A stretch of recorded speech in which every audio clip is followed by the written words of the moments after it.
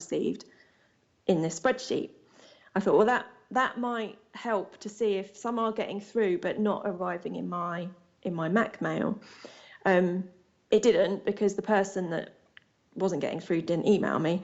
But it was more of a test anyway.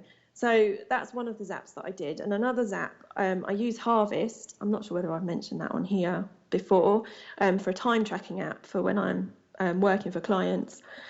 And I've set up a zap so that every time I do a Harvest task, when I click stop, it then sends the details to a spreadsheet, so I can keep a track of all the time that I've spent on each client. That's worked really well, and I'm going to improve upon the spreadsheet because I want to make it more complicated. But basic stuff, it's worked really well. And then one of the others I've done is every time something goes into my Buffer account, it then posts it to my Google Calendar. So I can see on my Google Calendar the scheduled updates going out on Buffer. And that's worked really well as well. But as you can see, I've done quite a lot. And yeah, it's now telling me that I need to upgrade. So I'm very, very impressed with the complexity on the zaps that you've created.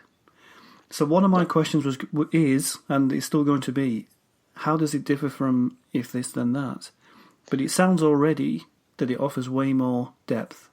I think it offers more apps that you can integrate with. So Zapier is over 500 apps, whereas IFT is about 350 apps. So there's lots of more integrations with Zapier. There's also premium apps with Zapier, so that you can only use them on the premium account.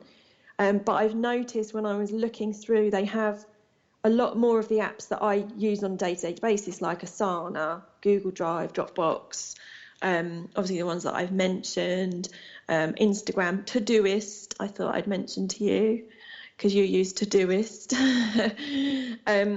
I mean, probably everything on here. I mean, to tell you a little secret, to try and work out what apps I was going to do this week, I looked through all the apps on Zapier to see if there was any good ones. So I thought, I'll test that one. I found a few, but I've not had a chance to test them properly yet. So that'll be for next month. That's it, coming up next month. Yeah, coming up next month. 500 apps of Zapier. It's got so many on there. I wouldn't be able to list them all, but I found that there are more apps on here that I actually use, whereas IFT is kind of more social media stuff, I think, like Twitter and Facebook pages and whatever. It's a bit limited. What's very interesting about what you're saying, I didn't really recognise that difference between them, but Zapier has so many more apps it integrates with. But someone we both know who's currently developing an app has decided to integrate that with Zapier. Ah, okay. And, was trying to work out which one to go with. And in the end, they've gone with Zapier because they find the interface easier to integrate with. Yeah, no, it's definitely out of the two. I mean, I looked at IFT again today, and they don't have a premium plan or anything. It's all free, which is good if you can find the app in there that you want to integrate with. So, Are you going to upgrade? Probably not at the moment. What I'm going to do is I'm going to remove the zaps that I'm not going to be using, and then I'm going to work on real specific ones that are going to help me, like the time tracking one, because I have a spreadsheet at the moment for my time tracking for clients, but I do it all manually. So if I can create that spreadsheet using Zapier, that would save me loads of time each week. That was my favourite one. Of all the ones you listed, I thought, wow, that's an interesting connection. And actually on Zapier you can do, I'm not sure whether you can do it on the free account, but you can do multi-step zaps.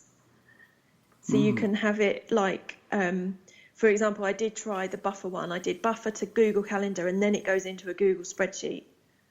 But I'm not sure it worked because it might not be on the free version. It stopped halfway. I think so.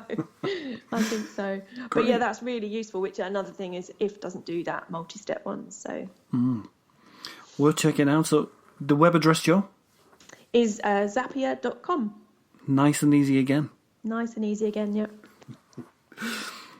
Well, my second app is a very new one for me. It's been around a couple of years, but it was quite interesting for me to find because it's a very, very new concept. So it's called Niume, and the web address, I hope I'm saying that correctly, is niume.com. And what Niume is, in essence, is a blogging platform that is shared. Mm-hmm. So if we imagine you write a blog post a month on productivity and being a VA and all the different things that you do. What Niume would do is take your blog post and offer it out to its community to collaborate on. Oh, okay. It integrates with social media, so that has the effect of that blog post going out to everyone's followers or all the groups that everyone's a member of. Yeah. And I think it's a really interesting concept. The downside could be if someone collaborates on your blog that you don't like what they're writing about. But the possibilities, I think, are quite powerful because if you have a topic which attracts lots of opinion, then it would create a really interesting piece of content which will go out across the web in a quicker format than it would anywhere else. It's almost instantly viral because you have many people looking at the same thing. You can follow different topics, so you can log in there and select things that you're interested in, and receive updates on what people are writing about, and then contribute should you want to. So you contribute to a certain blog post, or you contribute by writing a blog post? Both. So you can start something off. It's like you kind of would write an opinion or about something and put it out there as a starting point. And then other people begin to collaborate with that. Okay, interesting. Isn't it? Can you imagine it? Is the explanation kind of making it open up in your head? Yeah, I'm just thinking, all these people sharing it and things. It's like, obviously what you said, it's going to be going viral pretty quickly. That's it. That's its real power. Yeah. So content collaboration is one thing.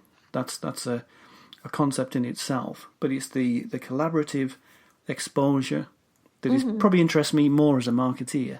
Yeah, definitely. Is that potential? Wow. So have you tried it out? No, that's the next step. But what I have done, I've watched a couple of blogs on kind of alien life. Right. Which, is one of the topics on there. Okay. And it's quite interesting how that's grown into the piece of content it is. So I'll post a link under our podcast. I'll post a link to one of those ones I've been looking at. And people will be able to see how it's grown out and expanded. So it's just an interesting idea. When you see something, and I think other people will start to do the same. Yeah. But it's just opening up a new avenue. I have to check that one out as well. There we go. It's like a spiritual one almost, isn't it? The Niume, bringing the human race together. But you asked a good question there. Have I tried it out? And probably the biggest reason that I haven't is my content has changed. Right, yeah. So it's now more about audio, this podcast, sometimes video with the live chats. With your Facebook live chats. That's right, and less about written. So that is the barrier that's held me back, is right now, Niume is only written content. Yeah, that's true. And that's maybe just a bit of a disconnect it has with the web as it is today. Yes.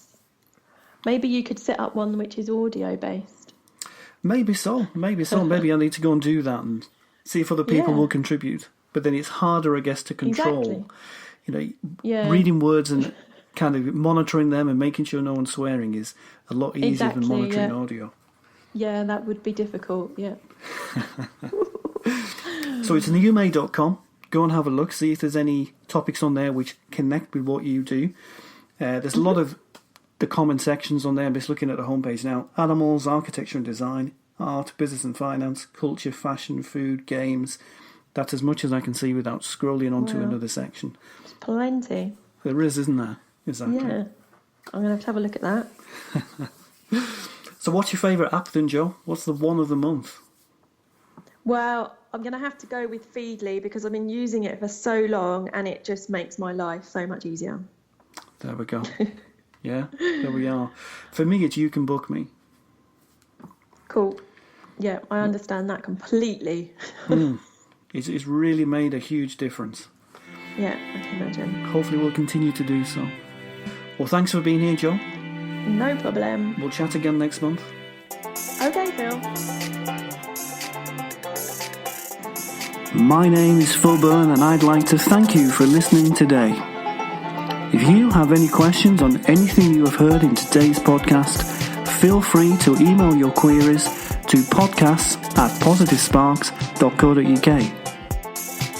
We are an online advertising team who strive to help you thrive online. Want to know where to start with pay-per-click for your business? Download our free online advertising pack at positivesparks.co.uk/pack. Until next time, goodbye.